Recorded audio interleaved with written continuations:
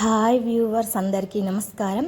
రేపు శుక్రవారం రోజున మర్చిపోకుండా గుమ్మం దగ్గర ఇది చల్లితే చాలు లక్ష్మీదేవి ₹1,00,00,000తో మీ ఇంట్లో అడుగు పెట్టబోతుంది. మీకు కావలసినంత ఐశ్వర్యాన్ని ఇస్తుంది.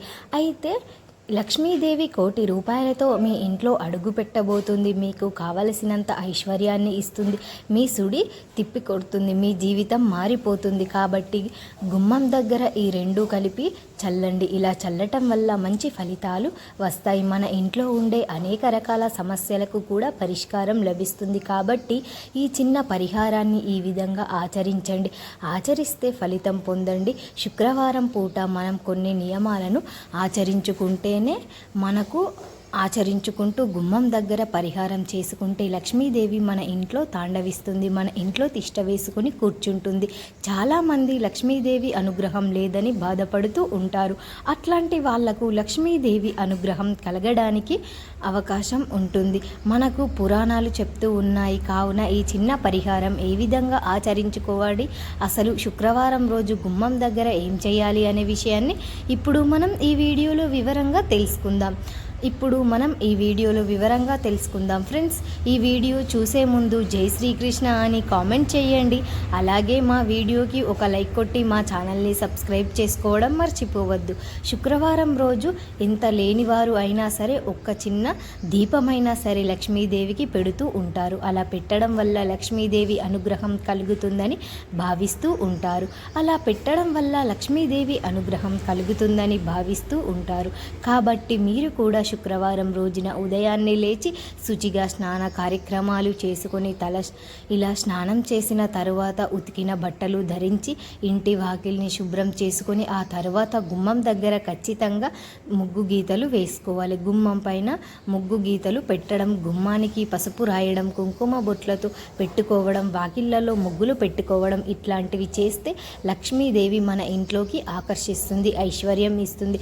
శుక్రవారం ఈ విధంగా మీ ఇంట్లో సింపుల్గా పూజ చేసుకోండి. అంటే నకారాత్మక దీపధూప నైవేద్యాలతో అమ్మవారిని పూజిస్తే సరిపోతుంది.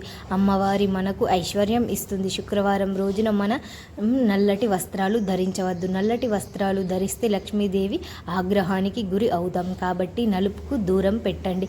అలా కాకుండా శుక్రవారం చీపిరు కొంటే చాలా మంచిది. రాళ్ళ ఉప్పు కొంటే చాలా మంచిది. పసుపు కూడా కొని ఇంటికి తెచ్చుకోవచ్చు. ఇలా కొన్న తర్వాత మనం పూజా గదిలో పెట్టుకోవాలి.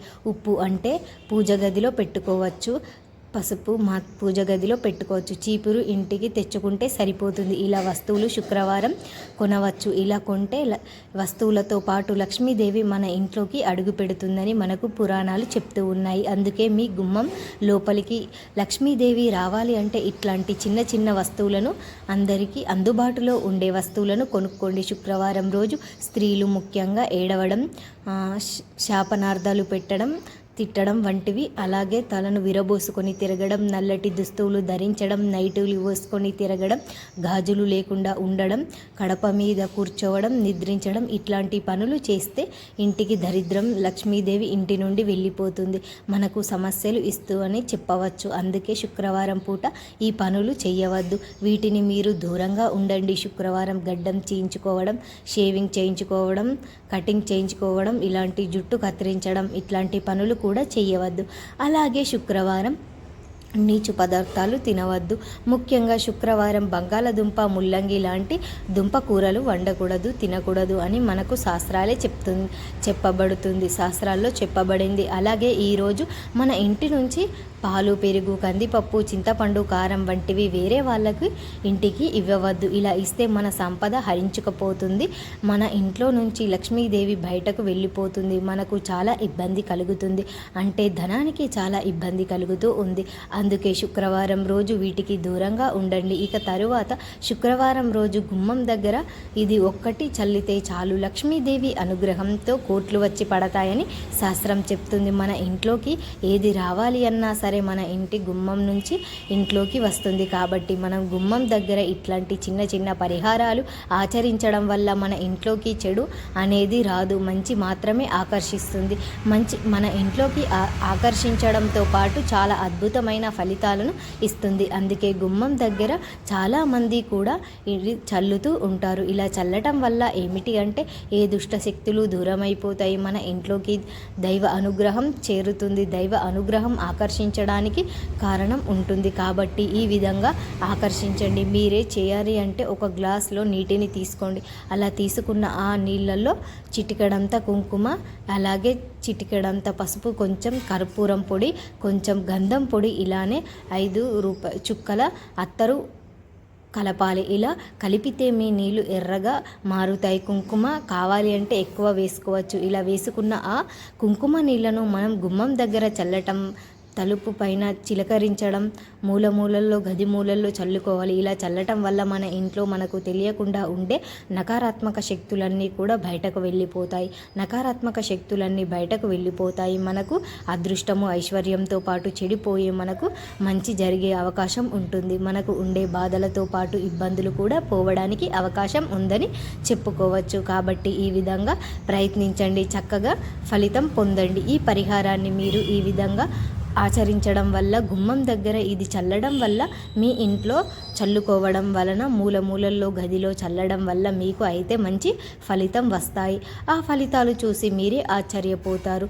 వీలుంటే ఈ నీటిని మీ పూజ గదిలో కూడా చల్లుకోవచ్చు.